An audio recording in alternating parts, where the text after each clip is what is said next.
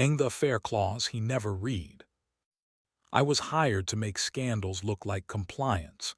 That's how I met Nadia, under gallery lights that made everything look like a confession waiting to be framed. My name is Ethan.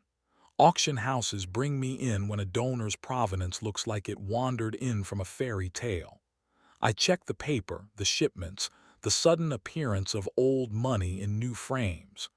People call it due diligence, as if saying it twice makes it honest. The show was called Urban Archaeologies, which is what rich people call evidence when they want to appear thoughtful about theft. The centerpiece was a canvassed riot of red and graphite attributed to a mid-century ghost who never signed his work and whose estate signs checks now to make up for it. Marcus Vale, the developer who eats skylines for breakfast, had donated the piece to the museum through an LLC that owned nothing else. I was there to bless it. Blessings look like signatures and stamps. I carry a lot of ink. Nadia arrived in a dress the color of a well-kept secret. She didn't glide, she threaded, as if she could find a seam in any room and walk straight through it. She stood in front of the red canvas and tilted her head left, then right, like she was listening for a heartbeat that didn't belong to her. "Tell me it's real," she said without turning. "It's expensive," I said, because that part always is. She smiled. It did something to the air. Marcus says authenticity is a matter of momentum. If enough people keep moving the story forward, you can call it true. "Truth is not a crowd sport," I said, wanting to be disagreed with. "Neither is marriage," she said, and then turned. If you've ever seen a hurricane forming over quiet water, you've seen her eyes. "I'm Nadia." I knew that. Everyone knew that. She married him 6 years ago, the way some women marry gravity. The papers called her philanthropic. The people who mattered called her clever. The ones who mattered more called her dangerous. Marcus found us like wealth finds light. He kissed her cheek and shook my hand with surgical warmth. "This one," he said to her, nodding at me, "makes problems disappear." "I prefer to make sure they don't arrive," I said. "That's not a growth strategy," he said, and walked off to let the cameras remember him. Later, in the museum's back corridor where the air smelled like fresh labels and old money, Nadia leaned against a rolling wall and watched me study invoices that didn't blink. "If you had to hide something in plain sight," she said, "where would you put it?" "In the provenance," I said. "People think certificates are the truth. They're just stories written down." She nodded. "Come to the fundraiser tomorrow," she said, too casual. "The yacht, bring your stamps." "I don't stamp yachts," I said. "Then come to keep me company while men compare lengths of pilings and stories about permits," she said. "I'll show you where the lies live." I told myself I was going as a professional. I put on a suit that said both yes and no, and stepped onto a deck that pretended not to notice the city kneeling to it. Nadia was in white, which is a dare unless you mean it. Marcus held a flute of something older than both of us and introduced me to a senator who enjoyed pretending he had a spine. "Welcome aboard," Nadia said in my ear when she found me. "There's a room downstairs where I keep promises separate from threats. The thermostat is always wrong. If you get cold, tell me." We toured donors and smiles. She touched my sleeve once when a photographer turned our way, not for the shot but to remind me we were building a myth. Marcus talked about public good like it owed him a rebate.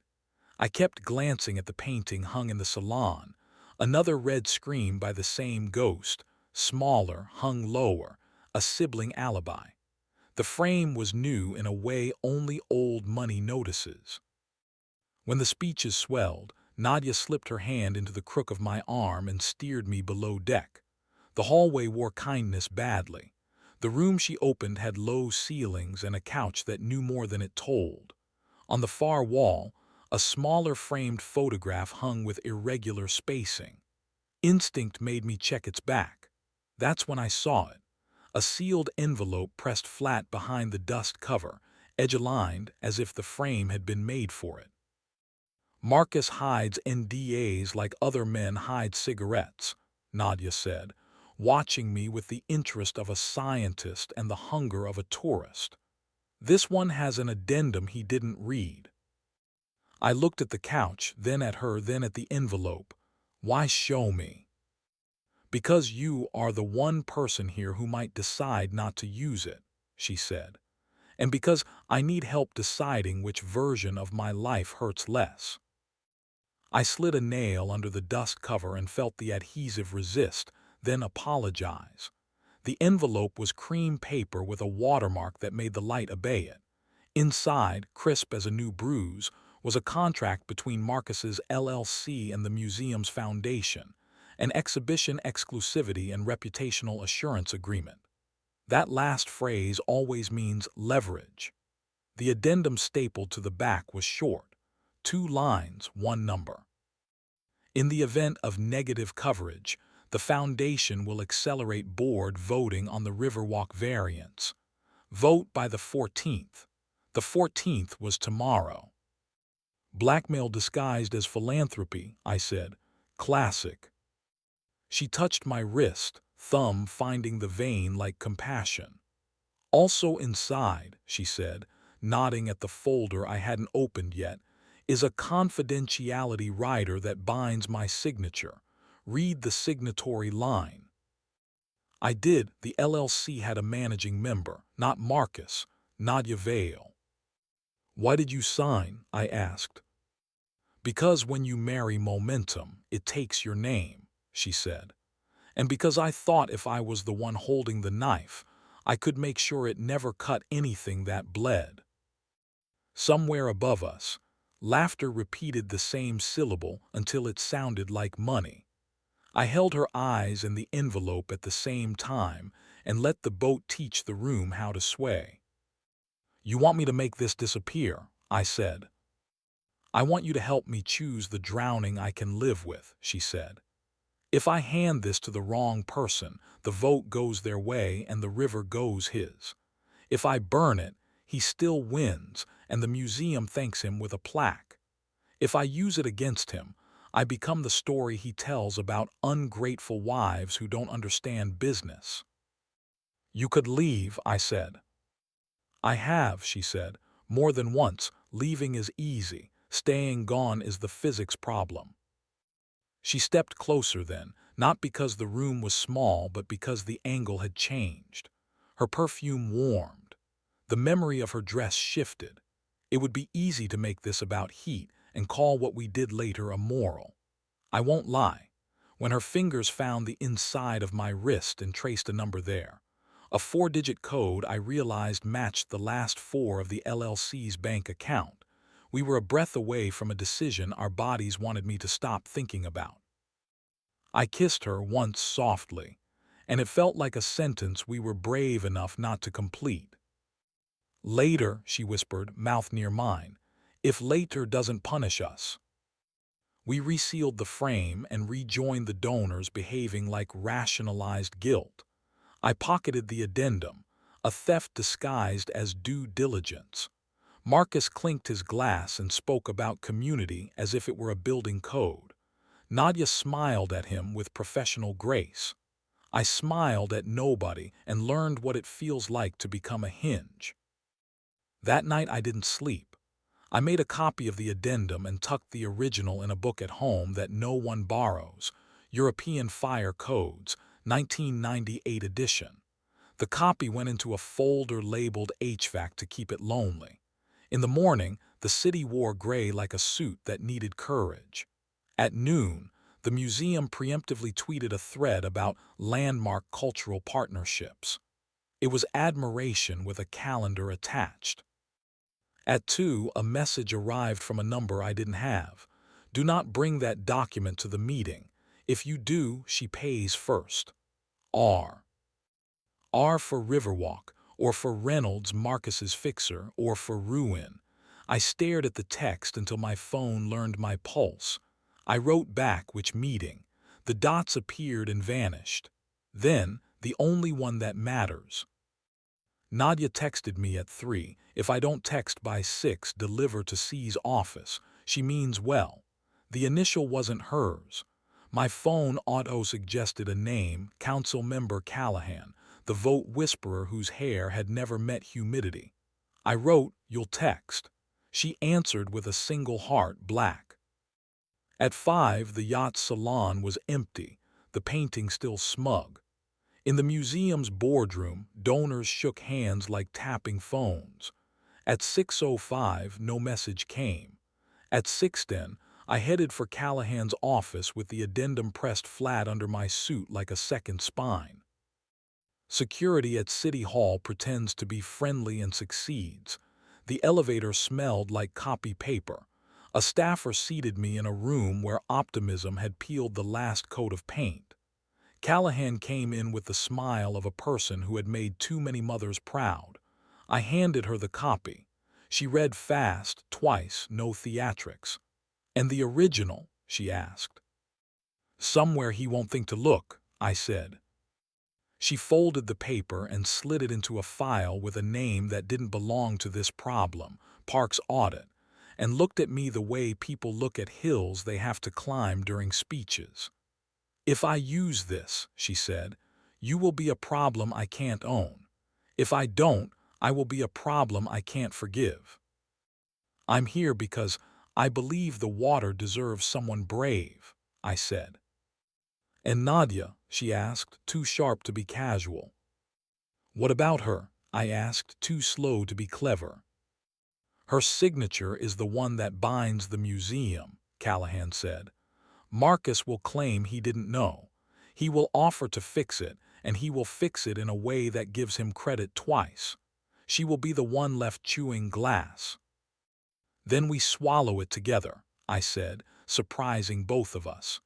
"You, me, and whoever remembers what the river was before it had a brand." She stared a beat longer, then nodded. "You have a very stupid kind of courage, Mr. Hayes." "It's compliant," I said, "mostly." She laughed once like a verdict. "I'll handle the vote," she said. "Handle your heart." I left not lighter. Truth seldom takes weight off. It just moves it somewhere it belongs. Outside, the sky remembered sunset. I called Nadia, straight to voicemail. I texted her the photo of my hand with her 4 digits in ink across the vein. No reply. At 8, the vote stalled on a procedural nothing that meant everything. Callahan called for an ethics review, and the room pretended to be shocked the way rooms like to. At 9, an outlet that never appears to be hungry posted an explainer about soft pressure and cultural gifts, with no names and all the edges. At 9:15, Marcus texted me from a number I hadn't given him. Clever. "This is you telling me you want to negotiate." I replied, "This is me telling you to read what you sign." At 10, a car idled outside my building like patience. The man who stepped out wore a suit that didn't wrinkle and a smile that did. "Mr. Hayes," he said, "Marcus would like his property back." "It's not his," I said. "It belongs to everyone who drinks water." He considered this. "He says the same thing," he said, and I almost liked him. "If I hurt you, you win. If I don't, you think you're safe, so, a trade." "Nadia," I said, before I could teach myself a better word. "She left the yacht under her own steam," he said.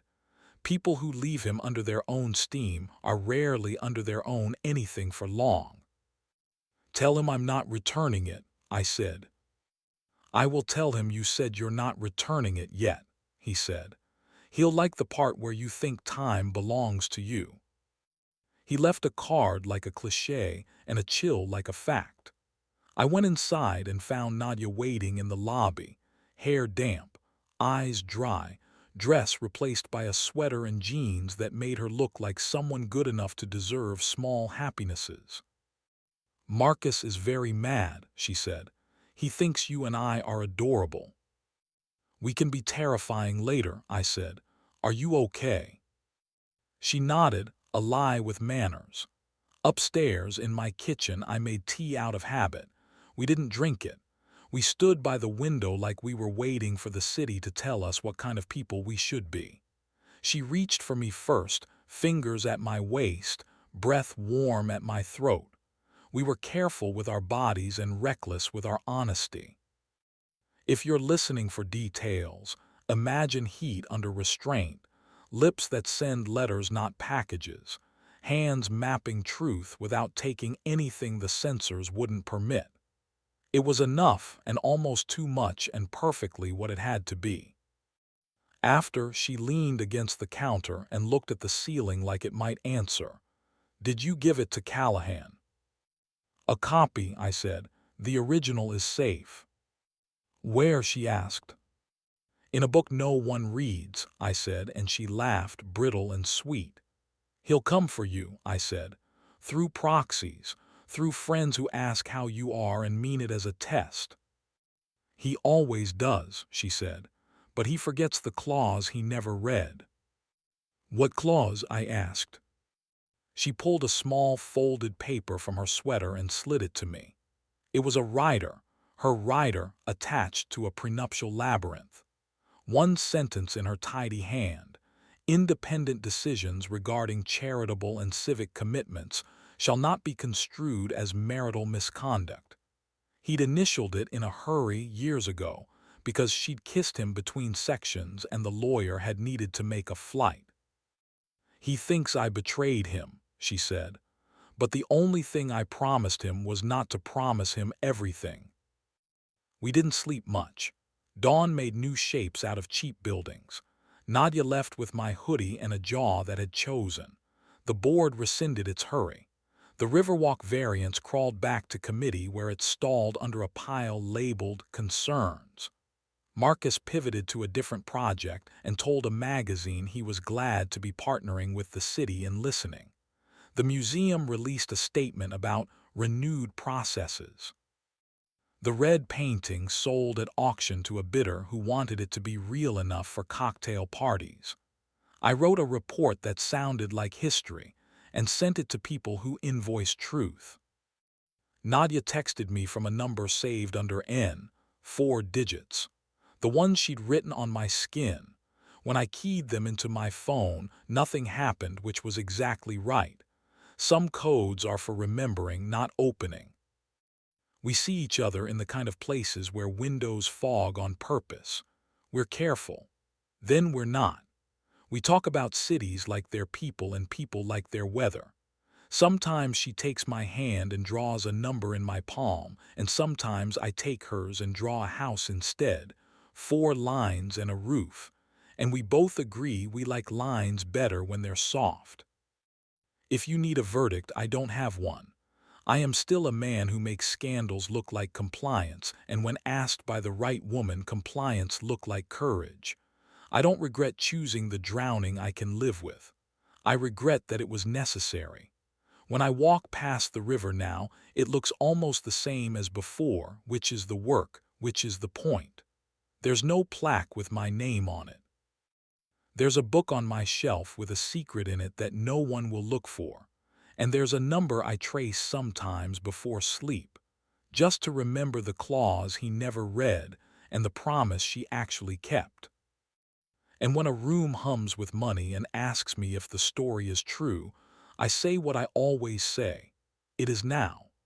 Then I find her in the seam of the crowd, and our eyes do that quiet, dangerous thing. And I know we built something that doesn't need a frame to be real.